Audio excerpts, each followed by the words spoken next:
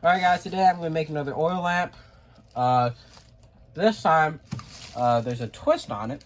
It is with a clear, wide enough plastic container.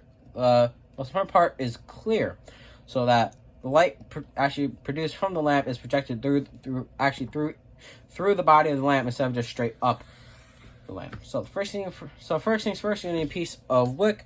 I've already pre-cut that to size. So I'm going to pre-cut that to length. This is just a piece of cotton string. Also, you're going to need a cardboard floater to actually put on top of oil.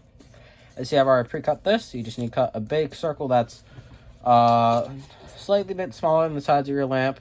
They're just big enough so it'll fall on top of the oil without sinking. So we're going to just pop that out. Oh, just like that. Then you're going to need to cut a hole in the middle of it so you can then take a piece of appropriately sized aluminum foil.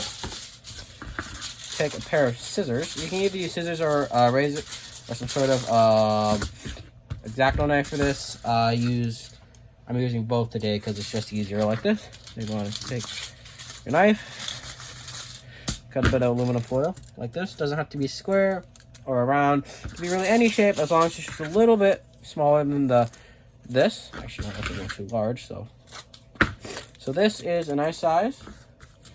So then you can take this, put it on here, and just see if it fits. This fits. Then you want to take this toothpick. You can either use this or an X-Acto knife again. Toothpick, and just punch a hole through the middle of it. So just a very small, tiny hole, just big enough where you can take this wick, twist it a little bit, make sure it's nice and thin. Also, slight tip here: this little end piece, little flare bit is quite annoying to put these tiny holes. So just cut off, and then you can take your wick and just insert it through the hole. If it doesn't go in all the way, it's fine. Just pull it through the rest of the way. So then,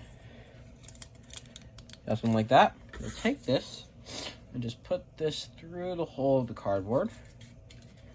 So that's something roughly like that. You want to make sure this wick's right in the middle of this here so it doesn't burn the cardboard, because there is going to be a fire on this. Then you want to take your stapler, which is right here. You want to staple this on. You only really need 2 staples. You don't need to go overboard now. Try not to punch any unnecessary holes in this. And then you're done. It is that simple. And just to show to you that this thing works, I'm going to take the cardboard, float out of this one, blow it out. Then just simply transfer this over to this one. Empty container. Take this floater and just simply drop it into this one. And boom, that's all you have to do. This is now a finished oil lamp. In fact, sink it in there just a little bit just to make sure cardboard is soaked. You don't really want a piece of dry cardboard in here because, a dry piece of cardboard is more likely to catch on something that's soaked with oil. Very important safety that this cardboard is absolutely soaked with oil. And then you can just drop that in and light it. Of course, it's helpful if the lighter worked.